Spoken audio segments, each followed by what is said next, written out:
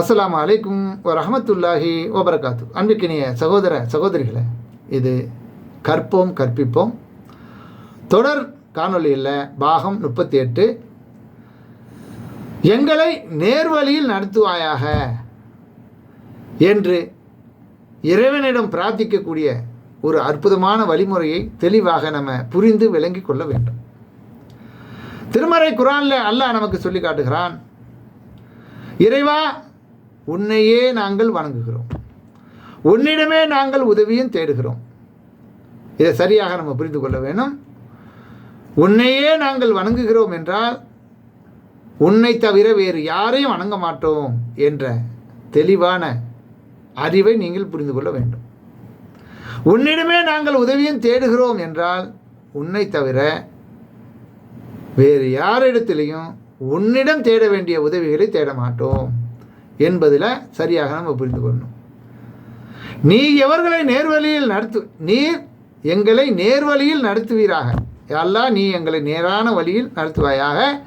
அது நீ எவர்களுக்கு அருள் புரிந்தாயோ அப்படிப்பட்ட வழியிலும், அது உன் கோபத்துக்கு ஆளானவர்களுடைய வழியும் அல்லாமல், நெறி தவறியவர்களுடைய வழியும் அல்லாமல் மிக சிறந்த நேர்வழியில் எங்களை நடத்து என்று நாம் அல்லாஹ்விடம் பிரார்த்திக்கக்கூடிய ஒரு இதை நம்ம அன்றாடம் தொழுகையில் ஓதக்கூடிய சூரத்துல் ஃபாத்திஹால அற்புதமான முறையில் இந்த தெளிவான ஒரு அடிப்படையை நமக்கு அல்லாஹ் சொல்லி காட்டுகிறான்.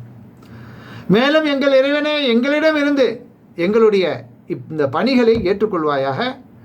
நிச்சயமாக நீயே யாவற்றையும் கேட்பவனாகவும் அறிபவனாகவும் இருக்கிறாய்.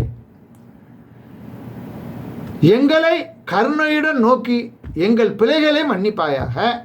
நிச்சயமாக நீயே மிக மன்னிப்பவனும் அளவிலா அன்புடையவனாகவும் இருக்கிறாய் என்றும் அல்லாஹ் ரபுல் ஆலமீன் 2வது அத்தியாயம் 127, 128 ஆகிய வசனங்களில் அற்புதமான முறையில் நமக்கு கற்றுத்தருகிறான். அது மட்டுமல்ல, மேலும் ரப்பனா, எங்கள் இறைவனே, எங்களுக்கு இந்த உலகில் நற்பாக்கியங்களை தந்தருள்வாயாக, மறுமையிலும் நற்பாக்கியங்களை தந்தருள்வாயாக. இன்னும் எங்களை நரக நெருப்பின் வேதனையில் இருந்தும் காத்து அருள் புரிவாயாக என்று 2வது அத்தியாயம் 201வது வசனத்தில் அல்லாஹ் சொல்லி காட்டுகிறான்.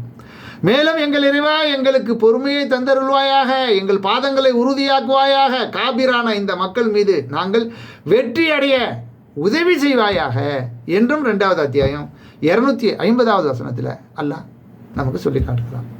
அற்புதமான இந்த வாக்கியங்கள் தெளிவான வழிமுறை. அவைகளை சிந்தித்து செயல்பட்டு சீர்தூக்கி பார்க்க வேண்டும் நண்பர்களே.